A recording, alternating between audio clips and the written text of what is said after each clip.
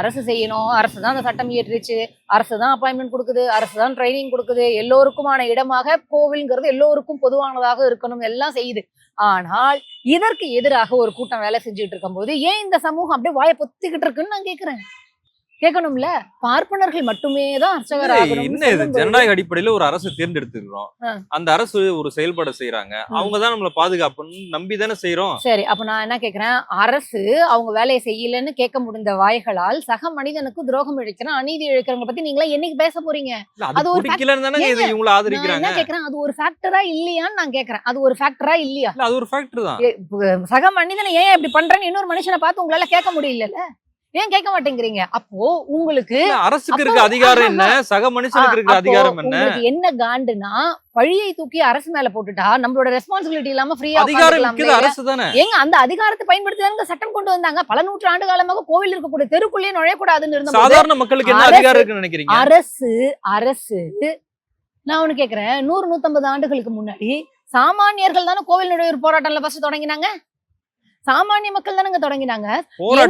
எந்த ஒரு புரட்சியும் நீங்க இன்னுமே தத்துவார்த்த ரீதியாக செயல்படுறவங்க கேளுங்க, எந்த ஒரு புரட்சியும் சாமானிய மனிதர்களுடைய பங்களிப்பு இல்லாமல் வெற்றி பெறாது. அதான உண்மை.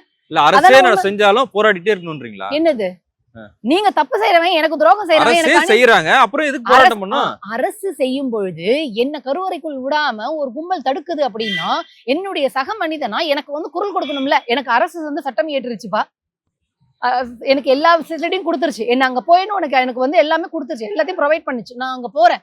அங்க போகும் பொழுது என்ன தடுக்கிறாங்க அப்படின்னா சக மனிதன் என்னதான் பண்ணுவீங்க? அப்ப நீங்க சக மனிதர்கள் நீங்க என்ன பண்ணுவீங்க? உட்காந்துக்கிட்டு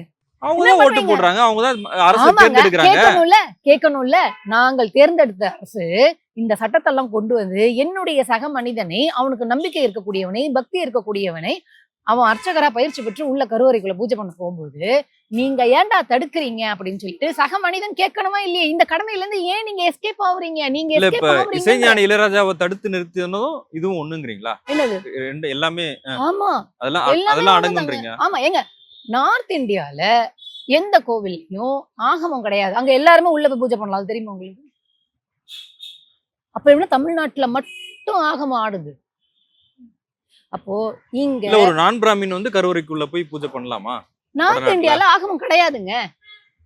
நார்த் இந்தியால இல்லாத ஆகமம் கடவுளுக்கு சவுத் இந்தியால அதுவும் தமிழ்நாட்டுல மட்டும் எப்படி வந்துச்சுன்னு நான் கேக்குறேன்.